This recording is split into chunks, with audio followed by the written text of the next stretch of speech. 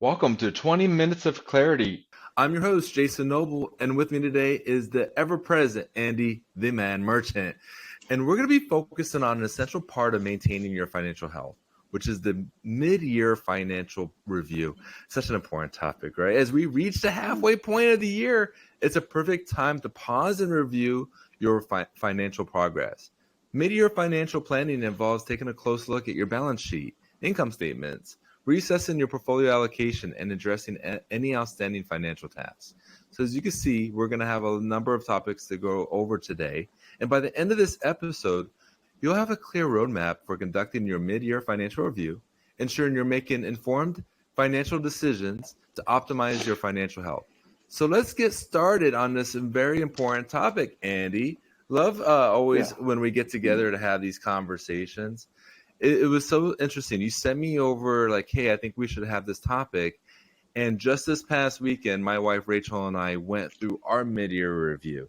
So I think this is a very timely conversation and it's fresh in my mind.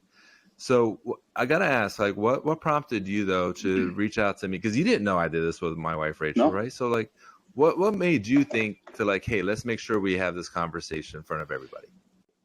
Because it's the middle of the year.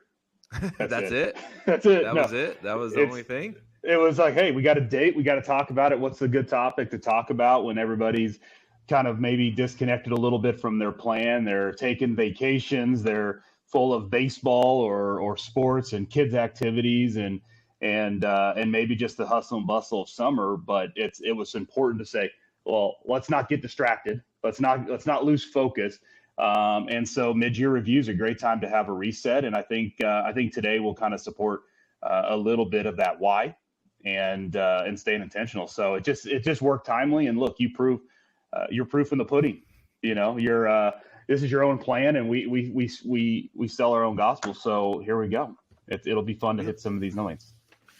We like to eat our own cooking here, obviously, and it was a really cool thing that our associate advisors rolled out to our clients here in Charleston, Andy. It's just taking like someone's cash flow and putting it into like a graph form. And for those who are watching on YouTube or where they ever get the social media, they see like this is a breakdown of what we did. What we did is we broke down like their essential and discretionary spending along with any like taxes, insurance, things of that nature, right? So we're able to break down and show the same information in a visual way. That was the meeting that I had with Rachel, which was really around our cash flow. We looked at last year's cash flow just as a baseline, and then I showed her halfway through the year where we're trending as far as our spending patterns are going. And I did it just like I would with a client. I said, here's the data. Tell me what you see. Yeah. or I'm just like a smart husband, right? I'm not going to tell my wife what to see, right? Like, what do you see here? And she was like, oh, I noticed that like the eating out was a little bit more than I expected, was one thing she picked up on. She goes, oh, but we also had like a major purchase with the house when we did like the home painting. For those that live in Charleston, you got to paint your house every like 5 to 6 years because of the sea salt, right, in the air. So like, it was just like those are like one-off expenses, but it was so funny because I was able to show her, hey, last year we also had new carpet. You know, there's always something with home ownership, right? Yep. But it was a very eye-opening experience. So like when you do cash flow review like mid-year with your clients, Andy, or at home, like what are some of the things that you feel like is a very important things to review in that conversation for cash flow? Well, you hit a lot of it. You know, you got to talk about expenses. You know, rarely maybe do you start in January and know what if you're gonna have any major purchase or plan in November or October, December. You know, life happens. You know, other factors go in. I mean, kind of a real experience on our world is, you know, I have a 15-year-old now in the house, and he's ready and itching for a car. And so now that purchase is like we're going to buy a car. Well, the original plan, you know, key word there, original plan is we'll go buy him something like anybody gets a first-time car. But the reality is the used market is so different than maybe it was when our plan was original. And so it's shifted our focus, which put a little bit a different perspective or different angle on how we're going to manage it from a cash flow perspective, because the original plan, we were going to spend a much lower amount than what we're probably going to end up spending after all, just because of the markets, and that changes some things. So we have to alter our plan. But that's really what it is I want to know two things: is that are there any large dispersion or deviation from the original plan, whether that's income or outflow, right? And by knowing those two things, we can now kind of say, okay, what do we need to be intentional for the next 6 months? Not that it's everything's got to be mid-year and end of year and all that kind of stuff, but the reality is that we're stuck to some kind of calendar timelines, and that seems to help people stay motivated. So I just like to know what cash flows in and cash flows out, and it's really about a conversation and seeing if any life events have triggered a change from the original clear picture plan. Well, yeah, towards the back half of this year, Rachel and I are celebrating our 15-year anniversary, so we're pretty excited, and we're going to take a nice trip. I'm not going to say this is a trip. This is actually a vacation. A trip is when you bring the kids with you. That's a trip. A vacation is when the kids are somewhere else. They're with the loved ones, and you're out with just your spouse. That's a vacation. So we're actually taking a nice vacation to celebrate 15 years of marriage. And part of that expense of the travel was already accounted for with when we paid for things up front. It was then other things are still yet to be paid. So we were able to then take a look at what does that look like from like the discretionary budget perspective, and see, do we need to adjust any other discretionary spending for the back half of the year to account for this vacation. So that's a real life example of how we're doing it, like how we did it within our conversation. But when I'm having this conversation with clients, it's not only like any major vacations that's coming up, but then is there any other major purchases that's coming in? Have they had a drift in what we expect their income to be versus what they receive? This is really for my clients that have variable income, right? Now, for those that have W-2 and a more consistent income, then it's going into, hey, you got a nice pay raise, you got this bonus. Did you have spending drift, right? Did you start spending more money? Right. More money, more problems. I mean, that's old school for y'all that are paying attention. If you don't know what I'm talking about, you gotta go back into like the memory banks on that one. But what I'm getting at is like, are you spending more because you're making more? That's what a lot of Americans tend to do. But then if you have a good plan in place, how can you take that extra money and put it towards other things, like let's say long-term investing, to maybe there's this discretionary thing you really wanted to do. It's a bucket list item. Could you put it towards that and have that experience with your loved ones? I mean, these are the things that we're talking about as we're going into the mid-year review.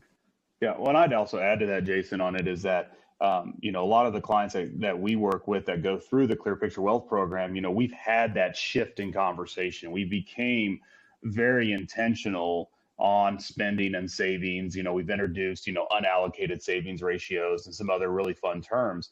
And so now this is just kind of a reset of how is it working for you? Are you taking advantage of some of the cash management or portfolio payday strategies that we've introduced? Are you putting money into the strategies that we've allocated? Are you spending the money that you thought you were spending? Now that we've brought it to the front and of the plan versus just as a byproduct to life. And so, as we've always talked, efficient cash flow, which is what we spend most of the time on the mid-year review, is efficient or optimal cash flow is what drives everything else in a plan.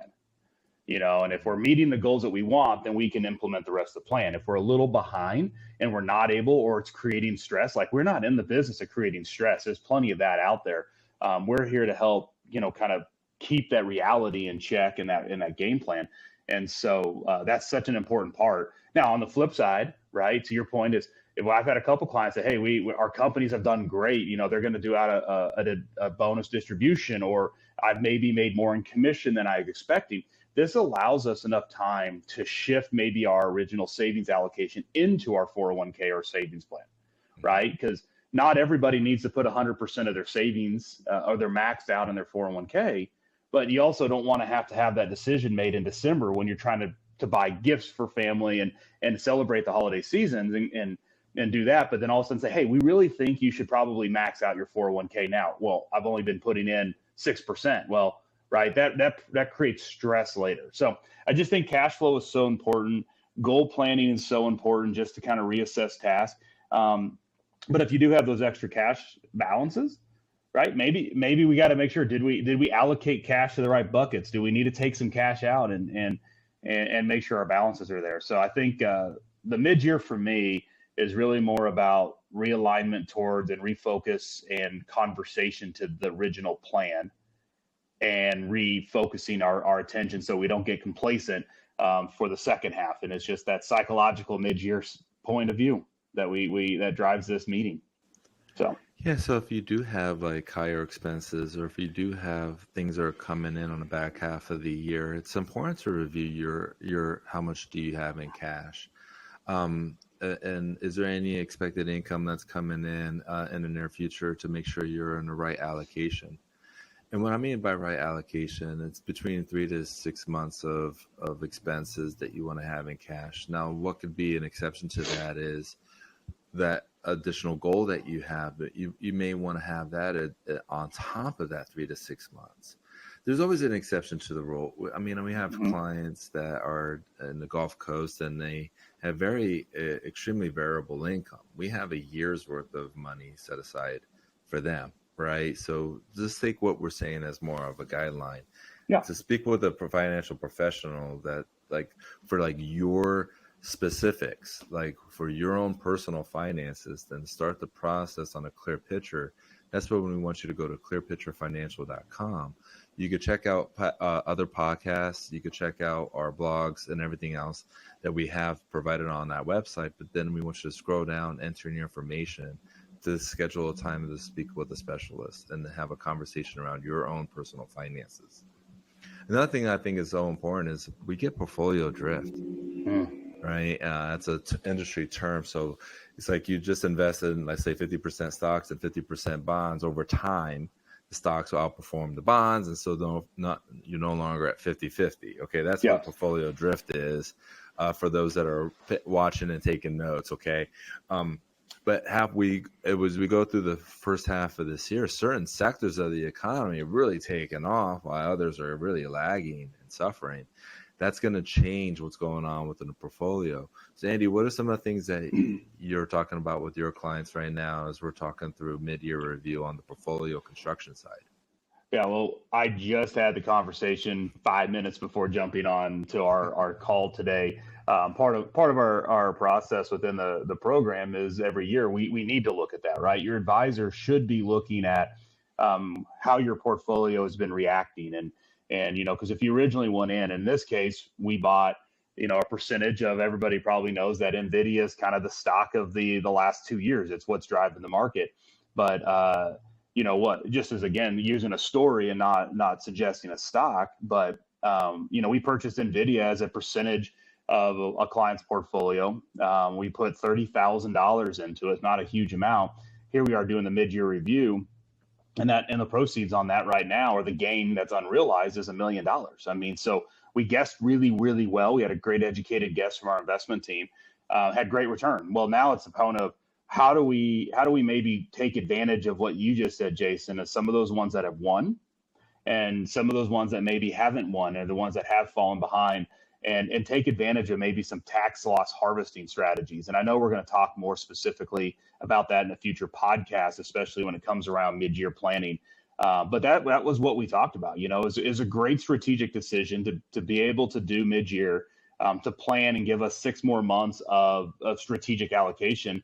And by building, in this case, a bank of loss, we were able to offset and de-risk the portfolio a little bit from a concentrated position.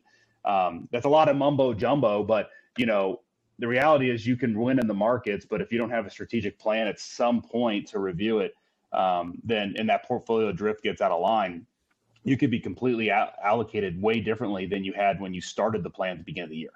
And so it's very important we do that. Yeah, and as professionals in our Clear Picture Wealth program, like, we are doing ongoing reviews of what's going on within the portfolio. It's not just done halfway through the year or the end of the year. The thing, though, is, like, if you're going at this on your own, you're going to have to set up checkpoints and have a repeatable, sustainable process to address what goes on within the risk profile of the investments, especially when you have some positions that drift and start to create a wonderful problem, right? You have wonderful growth on that part, or you could have just awful, terrible losses. It's about how do you address that and then reflect that within your risk profile within the strategy. That's the job that we do as professionals. But again, if you're going to do this on your own, and you're seeing that we have good content, and like you could take this and you could apply it, at least get that point of like you're doing ongoing review of tax loss harvesting approaches and strategies, and making sure your portfolio doesn't get you overweighted into a certain sector, which could really cause you harm in the future, especially if there's a correction within that sector. Yeah. Yeah. I have a story that's on the other end. Like I had a person that came in and met with me, and she had 80% stock, 20% bonds in her portfolio. She had her money in the TSP. She was a federal employee, and it was a thrift savings plan. And she told me that she did not tell anyone to do that much of 80% stock and 20% bonds. And I was like, well, no, I don't think you told anyone to do that, but that's where your accounts moved to over the time. And I go, so like you retired like 8 years ago? She goes, yeah. And when I retired, I went up to Virginia to take care of my mom. And then she passed away last year. So I moved back to Charleston, and then I was meeting with her within a few months of moving back. And I was like, okay, so basically, did you look at this account over the last 8 years? No, I was focusing on my mom.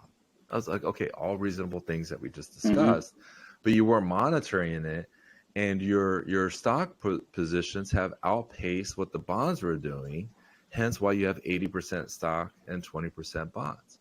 That's an extreme example of portfolio drift because she didn't look at it for 8 years, right, at all, not once. But it illustrates the point very, very profoundly. At least that's the intention, is to be profound on that illustration and that example of going like, if you don't manage your money, the market will do it for you. And the market doesn't care about your goals. The market doesn't care about your risk. In fact, the market is a very cold, heartless place, right? So working within your own money and then being able to make better informed financial decisions is why we put so much passion into what this podcast is about. Well, I'm so glad she got, and I'm so glad she got with you, right? Because no one should ever go 8 years without having a review. I mean, one, I think every year's a thing. It's just a matter of, has it ever been tied to the plan, right? The purpose, as you just said there, Jason, as we kind of get close to the end on this conversation today, is the Clear Picture Wealth Program is very intentional. And as we always talk in these podcasts, we come back to it and we reference the website, right?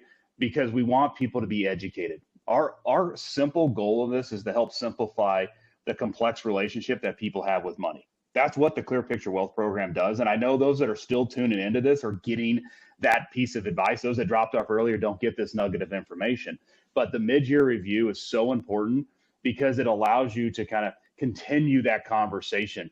The 1 year, the invest today and review in a year strategy just doesn't take into consideration the life events and the reality that happens. We're moving so quickly in life, and things change at a dime, whether it's a strong investment strategy or like a stock that took off. It could be the market had a massive correction or a pullback. It could be, a change in purchase planning for a vehicle for a first-time driver, or a remodel, right? There's so many things that happen.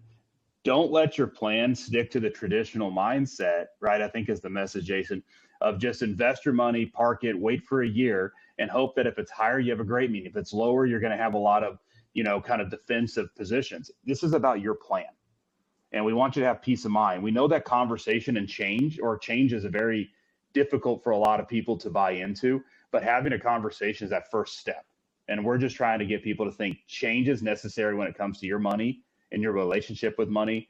And that's what we're here today, is talking about it. And a beginning plan followed by a mid-year, followed by an end of year is the minimum standard we run on the Clear Picture Wealth Program. Minimum standard. That's minimum standard. So it's just because we have four major dynamics that we have to work with as professionals. We have the dynamics of the market. Now you're probably laughing right now, right hearing that. But there was a time that people forgot that the market's dynamic. Believe me, I was on the other side of those conversations going, this too shall not last forever. Okay. We have to also contend with the dynamics of the economy. Again, another like, no, really, Jason, dynamics of the economy. Yeah, there was a time where inflation was very low. There was that. And I'm like, hey, we got to offset this inflationary risk with these strategies and these approaches.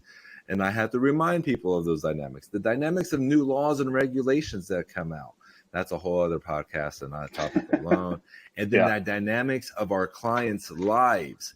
And of all four dynamics, that is the most dynamic. Our clients don't allow us to have boring reviews. It's always something new coming at us. And with that, that was 20 minutes of clarity. That was Andy, the man merchant. I love that nickname for you. It's just going to be what I send you now. And I'm Jason Noble. You just watched and listened to 20 minutes of clarity. Thank you so much, and tune in next time.